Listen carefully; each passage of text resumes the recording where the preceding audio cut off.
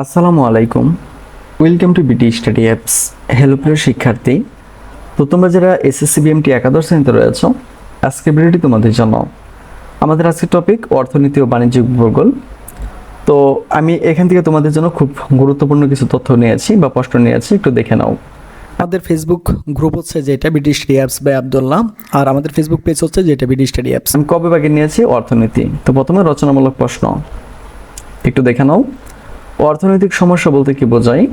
অর্থনৈতিক সমস্যা সমাধানে বিভিন্ন কর্মপর্যায়গুলো আলোচনা করো। নাম্বার 2, অধ্যাপক এল রবিন্স প্রদত্ত অর্থনীতির সংজ্ঞাটি বৈশিষ্ট্য সহ আলোচনা করো। তারপরে হচ্ছে অভাবের সংজ্ঞা দাও, অভাবের বৈশিষ্ট্যগুলো আলোচনা করো। সম্পদ কাকে বলে, সম্পদের বৈশিষ্ট্যগুলো আলোচনা করো। একটি কাল্পনিক চাহিদা সূচি থেকে চাহিদা রেখা অঙ্কন করো। এরপরে দেখো, জাতীয় আয় পরিমাপের সমস্যা ও সমাধান সমূহ বর্ণনা করো। কিভাবে অর্থনৈতিক খাজনার উদ্ভব ঘটে? বাংলাদেশের মুদ্রাস্ফীতি কি কি কারণে বাংলাদেশের মুদ্রাস্ফীতি হয় আলোচনা করো। অর্থ কাকে বলে, অর্থের কার্যাবলী বর্ণনা করো।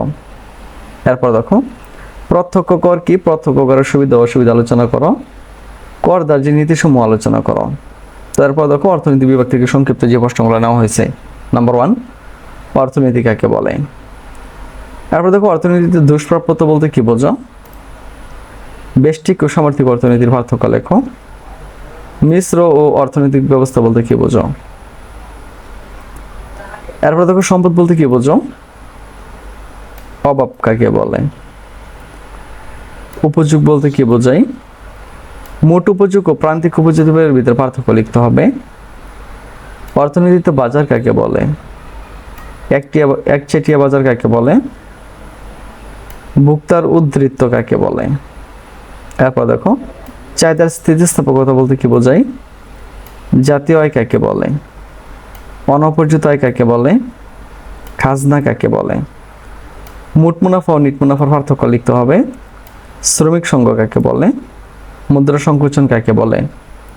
মুদ্রা মূল্য বলতে কি বোঝায়? মুদ্রাস্ফীতি বলতে কি বোঝায়? মূল্য সংযোজন কর কি এবং কর কাকে বলে? তো এগুলো ছিল আমাদের অর্থনীতি থেকে। তো তোমরা চাইলে এখান থেকে একটি স্ক্রিনশট নিয়ে নিতে পারো।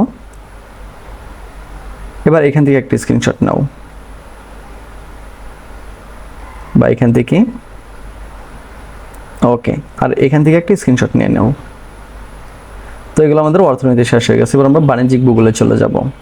তাহলে দেখো, রচনামূলক প্রশ্ন নাম্বার 1, বাণিজ্যিক ভূগোলের সংজ্ঞা দাও। বাণিজ্যিক ভূগোল পাঠে গুরুত্ব বা প্রয়োজনীয়তা বর্ণনা করো। বাংলাদেশে বন্যার কারণ ও প্রতিকার আলোচনা করো। মানুষের অর্থনৈতিক কার্যাবলীর উপর ভৌগোলিক পরিবেশের প্রভাব বর্ণনা করো। মৌসুমী জলবায়ুর অঞ্চলের বৈশিষ্ট্য আলোচনা করো।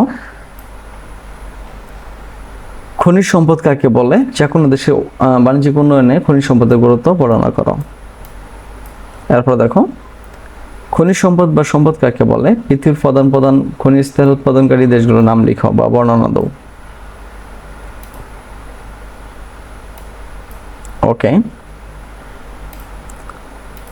এরপর দেখো, বাংলাদেশের অর্থনীতিতে খনিজ কৃষির গুরুত্ব আলোচনা করো।